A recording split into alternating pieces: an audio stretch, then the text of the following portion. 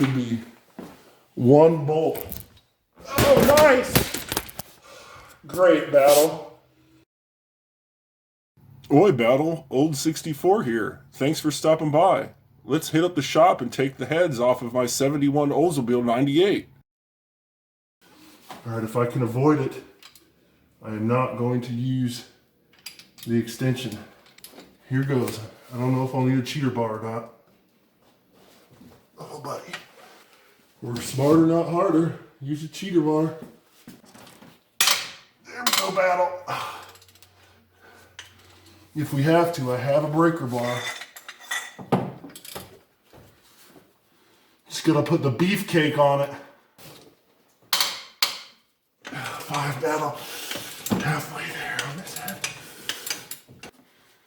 This is the bolt with a stud for the AC compressor. And take this and put it in my magnetic tray. I don't particularly need it since I don't have an AC compressor. There it is, Battle. The impact socket was too beefcake, too fat.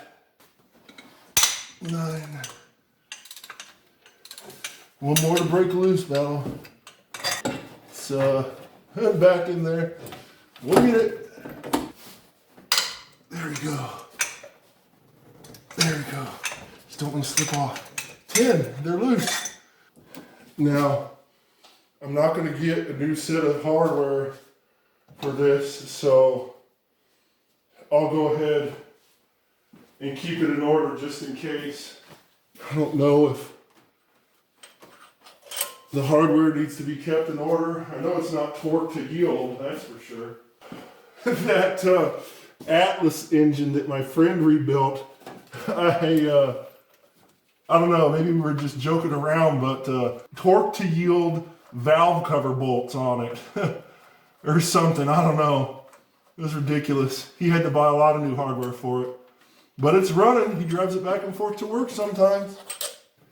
I bought ARP hardware for that engine that's on the stand right now. I need to put it on a run stand and sell it. I was going to say, so I suppose they have head studs for Oldsmobile engines for racers. There are guys on the website, on the forums that are racers.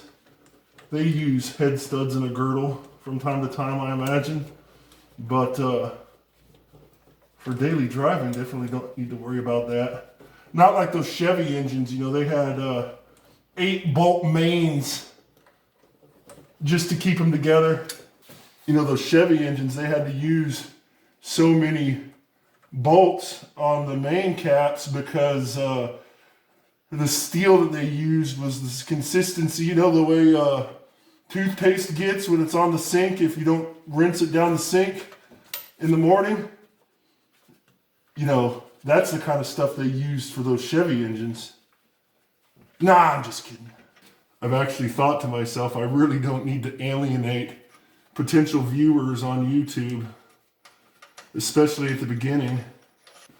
There could be a Chevy guy watching, or he was watching, he's like, oh, screw that, I'm not going to watch this guy. But you know, it's all in good-natured fun. Actually, my first car was a 75 Chevy Caprice with a 400, turbo hydromatic 400. Quadrajet carburetor. I sold it to a kid when I went to college, and I told him you need to put oil and transmission fluid in it.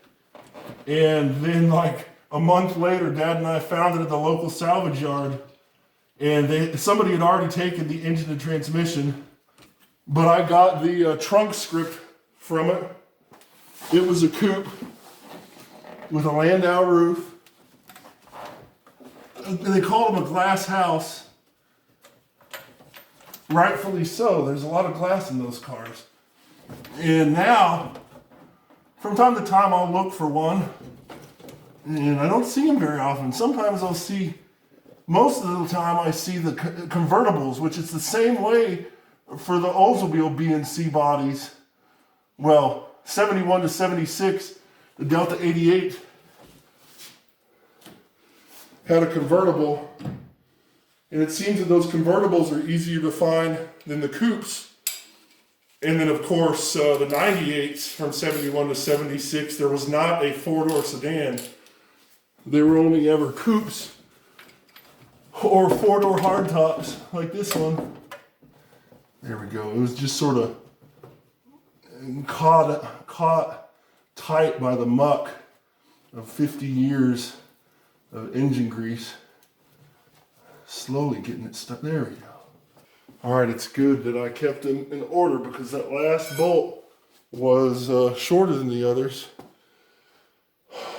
All right, before I take the head off, I'm gonna move this fender cover, protect the olds.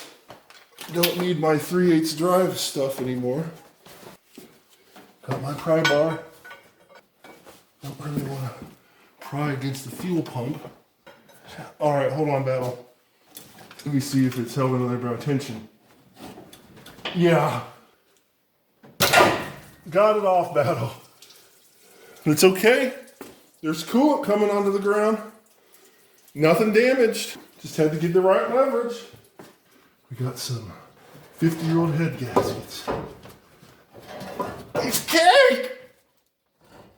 Set it down. Be careful.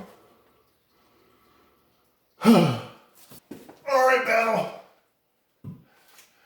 Got it out. Nothing damaged.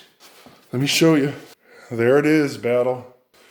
All right, let me clean up most of the excess coolant, and then we'll loosen the 10 bolts on the driver's side head, and we'll get her on off of there. I got the coolant cleaned up, and I'll try to give you a close-up of in the cylinders. There's not a hint of crosshatch in the cylinders. Of course, we're at 92,000 miles, so maybe if this had happened 20 years ago, I could go into the junkyard and find a set of heads and just slap them on with new gaskets. Looks like my ground strap is on the front of this driver's side head too, so I'm gonna have to remove that. We'll get to it. Work smarter, not harder.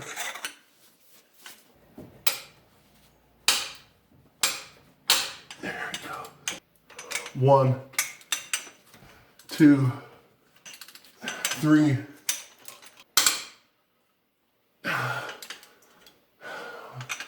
4, 5, 6,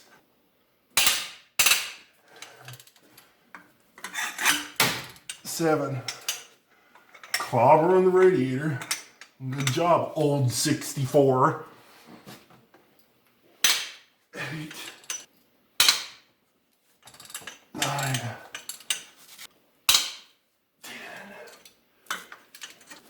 Good job, Battle. We got the bolts broken loose. Take my cheater bar, put it down here out of the way. Just gonna go at it with the extension and the deep socket. Don't let me forget, Battle. Need to undo this ground strap. 1. Gonna keep them in order again, Battle. Just in case, like I said, it's not torque to yield or anything. 2. Can you see the G casting right down there, Battle? 3. You know, I'm interested to see if there's any steam cleaning in cylinders 3 or 5. 5 was the one that was 92 PSI. I wonder if we'll be able to see where the head gasket was blown. I guess we're about to find out.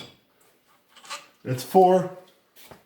I had to do a double take because that bolt I just pulled out was from right here. So it was longer than that one.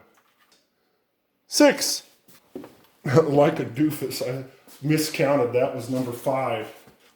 I thought to myself, if I ever get to the point where I consider the 71 or my bullnose truck done then maybe I could get another vehicle. And who knows, maybe that'd be a German vehicle. This one's number 6. 7, 8, 9. Last one, battle. 10. You know me. I like to carry on about grounding and bonding. And this wasn't grounded properly because of all the oil and nastiness. You can't expect to have good continuity through the nastiness. Need to be careful with that, battle. It's hooked into my grounds that go up to my alternator. So the 10 bolts are out. Let me get my junk out of the way and my pry bar, and we'll get this guy off. Work smarter, not dumber.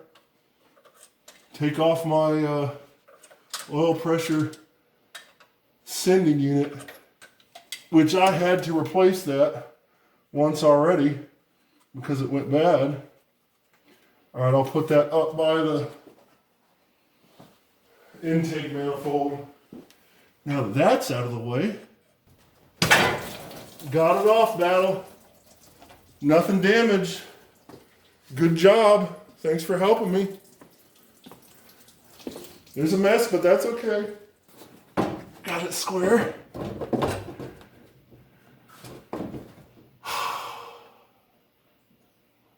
No steam cleaning, battle. There it is, battle. I'm going to take it out to the bed of my truck that's sitting out in the backyard, and I'll take it to the machinist. I'll check in with you in just a second, battle. Got the heads off. The headers are still in there. I might take them out and power wash them. It depends on how long it takes the machinist to get done with the heads. Like I said, there really wasn't any evidence of the crosshatch in the cylinders, and then there wasn't really any evidence of steam cleaning in number 3 or number 5. 3 was 128 psi and 5 was 92 psi. But I added oil through the spark plug holes and did the compression test wet, and it didn't improve significantly. So that tells me that it wasn't losing compression out the rings, which means it was either out the valves or out the head gasket. And the only way to fix that is to remove the heads. So I'll take it to the machinist and see what the damage is going to be. All right, let me go ahead and show you the heads in the back of my truck. There they are, battle. Driver's side and passenger side. I'll take him to the machinist tomorrow. See what he tells me.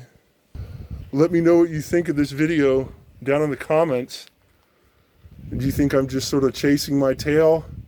You know, I put front shocks in my 71 Olds, and I did all the work on the brakes, and I couldn't keep driving it with the bad compression leak. That would have just been a recipe for disaster. And we'll see what I do with this video. I've taken the most film for this video so far today. It's, I think, about 2 or 3 o'clock in the afternoon, and I started about 08. Of course, it's not going to be that many hours of video once I post it. I'll edit it. But thanks for hanging with me throughout it. And I ask that you consider liking and subscribing, and definitely leave a comment. I'll see you next time, battle.